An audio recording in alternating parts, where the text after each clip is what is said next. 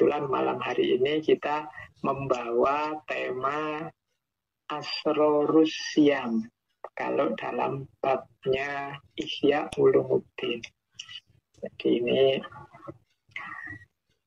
bulan yang lalu kita membahas tentang Asrorus Sholah, malam hari ini kita membahas Asrorus Syam. Seperti yang saya sampaikan bulan lalu, level Asror ini level hikmah. Kalau selama ini tentang puasa, mungkin kita lebih banyak belajar kaifiat-kaifiatnya. Cara-caranya, apa yang membuat puasa kita sah dan mana yang membuat puasa kita batal. Malam hari ini dengan uraian-uraian beliau, Imam Ghazali, coba kita gali lebih dalam. Seperti apa rahasia-rahasia atau hikmahnya puasa. Baik, bismillah, ini semoga 1 jam nyampe. Dari kitab Ihya ini saya bawa yang bagian inti-inti. Untuk bagian yang kaifiat, misalnya yang sunnahnya, makruhnya puasa, sengaja saya loncati. Insya Allah Bapak Ibu sebentar lagi akan banyak sekali kajian-kajian yang berisi tentang kaifiatnya puasa.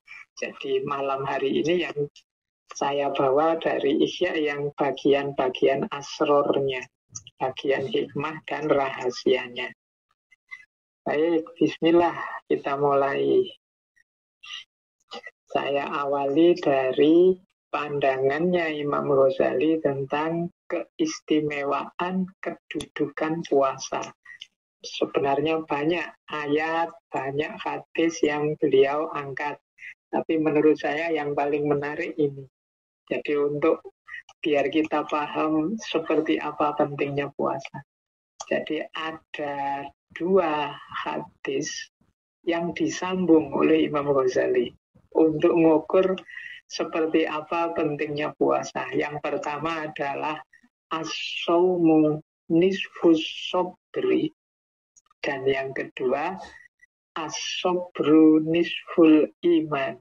Jadi ini 2 hadis ini kalau digabung jadinya nanti puasa itu besarnya atau pentingnya itu seperti 1/4-nya iman. Karena apa?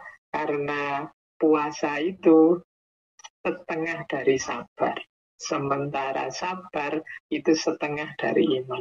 Nah, berarti keimanan kita itu seutuhnya 1/4-nya sendiri ditempati oleh puasa. Nah, ini dari 2 hadis ini kemudian dikumpulkan oleh Imam Ghazali untuk menunjukkan betapa pentingnya puasa. Berarti orang yang tidak puasa itu kehilangan 1/4 wilayah dari keimanannya.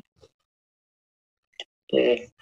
Nah, itu keistimewaan yang pertama yang mungkin mudah kita pahami. Yang kedua, kalau ini juga hadis.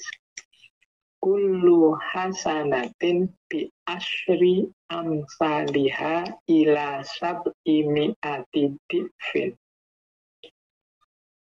Segala kebaikan, apapun kebaikan yang kita lakukan itu oleh Allah dibalas antara 10 kali lipat sampai 700 kali lipat kebaikan. Jadi kita itu kan kalau berbuat baik ini kan levelnya macam-macam. Ada yang setengah ikhlas, ada yang ikhlas, ada yang luar biasa ikhlas. Yang itu oleh Allah kebaikan satu itu dibalas antara 10 sampai 700. Illas siyam, kecuali puasa. Fa'innahu li wa ana ajzibihi. Sesungguhnya, ini kata Allah, ini kan hadis qudsi. Sesungguhnya puasa itu untukku. Wa ana ajzibihi, dan aku sendiri yang secara khusus akan membalasnya. Kalau dari redaksinya hadis qudsi ini, pastinya puasa itu jauh rewardnya lebih tinggi daripada sekedar 700 kali lipat. Padahal amal baik yang lain yang biasa-biasa itu dari 10 sampai 700. Tapi ilas siang, kalau khusus untuk puasa ini bisa jauh di atasnya. Ini saya bawa 3 ini saja yang dari Imam Ghazali. Paling tidak kita paham ternyata memang puasa itu vital kedudukannya bagi kita umat Islam.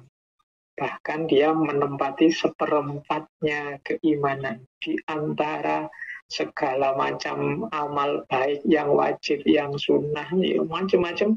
Iman ternyata, puasa ternyata menempati 1/4-nya. Nah, ini keistimewaan kedudukan puasa dan pahalanya khusus Allah saja yang tahu. Allah langsung yang memberi. Wa ana ajibi. Yang pertama ini untuk menunjukkan istimewanya puasa. Yang kedua, nah ini kekhususannya puasa, atau mungkin pakai bahasa kita uniknya puasa. Apa yang istimewa, yang khusus dari puasa? Yang pertama adalah uniknya puasa apa? Puasa itu ibadah atau perintah yang isinya mencegah dan meninggalkan. Ini unik, karena biasanya perintah itu kan untuk melakukan sesuatu. Biasanya kita menyebutnya amar ma'ruf dan nahi mungkar. Kalau perintah ya melakukan sesuatu. Kalau nahi atau larangan baru mencegah atau meninggalkan sesuatu. Tapi puasa ini khusus. Puasa ini perintah untuk meninggalkan. Kalau bahasa Arabnya amru nahyin. Amr tapi nahi. Jadi perintah untuk meninggalkan. Biasanya kan kita misah-misah antara amr dengan nahi. Tapi kalau dalam puasa, redaksinya adalah redaksi perintah. Kutiba alaikumusiyam, itu kan redaksi perintah, tapi isinya untuk meninggalkan. Biasanya kan kalau untuk yang nahi itu pakai kalimat larangan. Jangan melakukan ini, jangan melakukan itu, tidak boleh ini, tidak boleh itu. Tapi khusus untuk puasa, ya karena dia ini memang unik, istimewa, perintah, tapi jenisnya untuk tidak melakukan, untuk meninggalkan, dan untuk mencegah. Itu kekhususannya puasa yang pertama. Yang kedua, nah kalau ini para sufi, orang-orang, para arifin yang bisa menangkap dan yang tahu pastinya rahasianya hanya Allah. Jadi di dalam puasa itu ada sirnya, ada rahasia yang ini tidak ada dalam ibadah yang lain. Hanya Allah yang tahu. Sering mungkin Bapak Ibu mendengar di ceramah-ceramah, di kajian-kajian, puasa ini satu-satunya yang orang lain tidak bisa mendeteksi. Hanya kita yang tahu. Saya di rumah makan-makan keluar ditanya orang puasa kan bisa bilang puasa. Atau sebenarnya saya tidak makan tapi aku tidak niat puasa juga. Itu tetap hanya aku yang tahu dan Allah.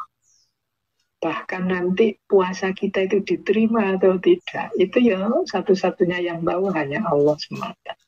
Jadi keistimewaan puasa yang kedua, dia ada sirnya, ada unsur rahasianya.